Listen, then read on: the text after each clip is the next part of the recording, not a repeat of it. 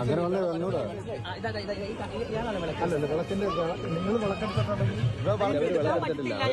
കഴിഞ്ഞ വ്യക്തിയാണ്, അപ്പൊ എനിക്ക് എടുക്കാൻ പറ്റത്തില്ല.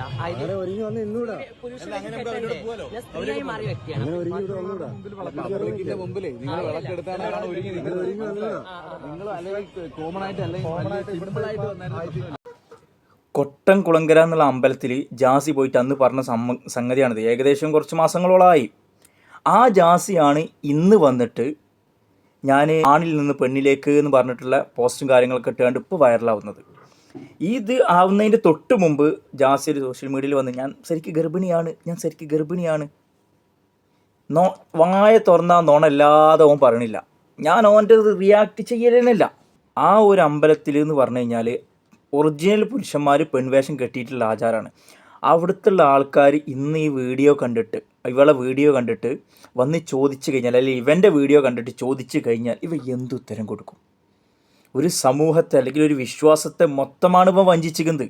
എന്നിട്ട് ഇപ്പം വന്ന് പറഞ്ഞുകൊണ്ടിരിക്കുകയാണ് എന്ത്, ഞാൻ ആണിൽ നിന്ന് പെണ്ണിലേക്ക് മാറണം. അന്ന് പറഞ്ഞ സംഗതി എന്താണ്? പച്ചക്കള്ളല്ലേ? എന്തിനാണ് ഇങ്ങനെ നുണ ബന്ധിനെ ഈ നുണ പടച്ചു വിടുന്നത്? എന്തിനാ? ഈ സർജറിയിലേക്ക് പോകുന്നതിന് തൊട്ട് മുമ്പ് അവൻ പറഞ്ഞിരുന്നൊരു കാര്യമുണ്ട്. എന്ത്, ഞാൻ ഗർഭിണിയാണ് സത്യമായിട്ടും ഞാൻ ഗർഭിണിയാണ് പറഞ്ഞിട്ട് അങ്ങനെ കുറേ ആൾക്കാരെ അങ്ങോട്ട് പറ്റിച്ച്. ഇവൻ വായ തുറന്ന കളവും പിന്നെ ജനങ്ങളെ പറ്റിക്കല ഇവൻ്റെ മെയിൻ പരിപാടി. ജനങ്ങൾ ഇവൻ്റെ കണ്ടൻറ്റ് എടുക്കുന്നത് എന്തിനാന്ന് വെച്ചാൽ, ഞാൻ ഓൾറെഡി ഇവൻ്റെ ഒരു വീഡിയോസും പണ്ട് ഞാൻ ഇവനെ റിയാക്ട് ചെയ്യലില്ല എന്നില്ല. ഇതിൻ്റെ മുമ്പ് ഞാൻ എൻ്റെ ഇതേ ചാനലിലൊരു വീഡിയോ ഇട്ടിരുന്നു, ഗർഭിണിയാണ് ആൾക്കാരെ പറ്റിക്കരുതെന്ന് പറഞ്ഞിട്ട്. കാരണം പൂർണ്ണ ഉറപ്പുണ്ട് അവൻ സ്ത്രീയല്ല എന്നുള്ളത് പൂർണ്ണ ഉറപ്പുള്ളത് കൊണ്ടാണ് ഞാൻ പറഞ്ഞത് അങ്ങനെ. കാരണം ഒരു സ്ത്രീക്കല്ലേ ഗർഭം ചുമക്കാൻ പറ്റൂ, അപ്പം അത് ഉറപ്പുള്ളത് കൊണ്ടാണ് പറഞ്ഞത്. ഇപ്പം ആ ഹോസ്പിറ്റലിൽ പറയുന്നു അവൻ ഇവിടുന്ന് അങ്ങനത്തെ സർജറി ചെയ്തിട്ട് തന്നെ ഇല്ലാന്ന്. അപ്പോൾ അതും പൊളിഞ്ഞു. ജാസി, ഞാൻ ഒരു കാര്യം പറയട്ടെ, നിങ്ങൾ ആരാണെങ്കിലും ഒരു കള്ളം നിങ്ങൾ പറയുന്നുണ്ടെന്നുണ്ടെങ്കിൽ അത് ഇന്നല്ലെങ്കിൽ നാളെ എന്തായാലും പൊളിയും. അത് 100% ഉറപ്പാണ്. എത്ര പേരെയാണ് ഇവ ഇങ്ങനെ പറ്റിച്ചുകൊണ്ടിരിക്കുന്നത്? നിങ്ങളൊന്ന് ആലോചിച്ച് നോക്കിയേ. അത് കഴിഞ്ഞിട്ട് ഇപ്പോൾ പുതിയൊരു നാടകമായിട്ട് അത് കഴിഞ്ഞിട്ട് അവൻ തന്നെ പറയുന്നത്, നിങ്ങൾ എന്തിനാണ് ഇവിടെ ലോകത്ത് എത്രയോ പുരുഷന്മാർ സ്ത്രീകളായിട്ടില്ലേ, പിന്നെ എന്തിനാണ് നിങ്ങൾ ഇന്ന വേട്ടയാടുന്ന് പറഞ്ഞിട്ട് വേറെ വീഡിയോ അവൻ്റെ ചാനലിൽ ഇട്ടിക്കണം. അത് ഇടാൻ അവസരം കൊടുത്ത് നീ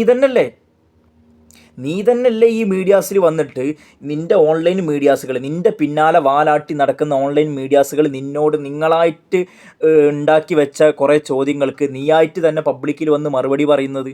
നീ നിൻ്റെ ഓൺലൈൻ മീഡിയാസിനോട് പറഞ്ഞ് നിങ്ങളിങ്ങനെ പബ്ലിക്കിൽ നിന്ന് എന്നോട് ഇങ്ങനെ ചോദിക്കണം കേട്ടോ, അവരതുപോലെ ചോദിക്കും. നീ അതിന് തയ്യാറാക്കി വെച്ച ഉത്തരം കൊടുക്കും. ആദ്യം നീ പറയുന്നു ഞാൻ സ്ത്രീയാണ് എന്ന് പറയുന്നു, ഒരു 8 മാസം മുമ്പേറ്റ നീ അമ്പലത്തിൽ ഒരു സ്ത്രീയാണെന്ന് പറഞ്ഞു.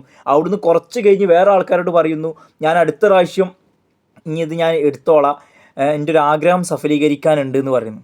അപ്പോൾ അതിന് മുമ്പ് പറഞ്ഞത് നുണയായി. പിന്നെ അത് കഴിഞ്ഞിട്ട് നീ ഇപ്പോൾ വന്ന് പറയുന്നു ഞാൻ പൂർണ്ണമായിട്ട് സ്ത്രീയായി, അങ്ങനായി ഇങ്ങനായിന്ന്. എന്തിനാണ് ജനങ്ങൾ എന്തിനാണ് നീ പറ്റിക്കുന്നത്? ഒരു ആചാരത്തെ എന്തിനാണ് നീ പറ്റിക്കുന്നത്? അല്ലെങ്കിൽ നാളെ ആ അമ്പല കമ്മിറ്റിത്തെ ആരാണോ അത് നടത്തുന്നത് അവർ വന്ന് നിന്നോട് ഇതിൻ്റെ ചോദ്യം ചോദിച്ചു കഴിഞ്ഞതിന് ഉത്തരം കൊടുക്കേണ്ടി വരും. ജാസി, നീ അവരോട് അന്ന് പറഞ്ഞത്, അവരാ വീഡിയോസിൽ കൃത്യമായിട്ട് നിന്നോട് എല്ലാ കാര്യങ്ങളും ചോദിക്കുന്നുണ്ട്.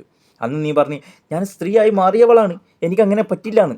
അത് കഴിഞ്ഞിട്ട് കുറച്ചിട്ട് വേറെ മീഡിയാസിനോട് ഒന്നുകൊണ്ട് പറയാവള് അത് ഈ സ്ഥലത്ത് അടുത്ത പ്രാവശ്യം എനിക്ക് എടുക്കണമെന്ന് ആഗ്രഹമുണ്ട്, എൻ്റെ ഒരു ആഗ്രഹം സഫലീകരിക്കുകയാണെന്നുണ്ടെങ്കിൽ. അപ്പോൾ അവിടെ പറഞ്ഞത് എന്തായി? എനിക്ക് എടുക്കാൻ പറ്റില്ല. ഇവിടെ വന്നിട്ട് പറഞ്ഞാൽ അടുത്ത പ്രാവശ്യം എടുക്കണം. അപ്പോൾ അവൾ സ്ത്രീ ആയിട്ടില്ലല്ലോ.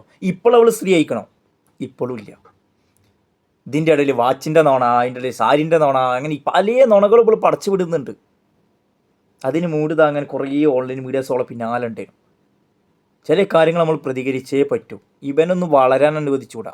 ജീവിച്ചോട്ടെ, നല്ല മാന്യമായിട്ട് ജീവിച്ചോട്ടെ, ഒരു കുഴപ്പമില്ല. ജോലി ചെയ്തിട്ടോ ഇങ്ങനെ ബ്ലോഗുകൾ ഇട്ടിട്ട് ജീവിച്ചോട്ടെ. പക്ഷെ ഇങ്ങനെ ജനങ്ങളെ പറ്റിച്ചിട്ട്, ഒരു വിശ്വാസത്തെ പറ്റിച്ചിട്ട്, അല്ലെങ്കിൽ വിശ്വാസത്തെ വഞ്ചിച്ചിട്ട്, ഒരു നാടിനെ മുഴുവൻ വഞ്ചിച്ചിട്ട് ജീവിക്കണ എന്തിനാണ്? ഞാൻ അതിന് മാത്രമേ പറയുന്നുള്ളൂ. എങ്ങനെ ജീവിച്ചാലും ഒരു കുഴപ്പമില്ല.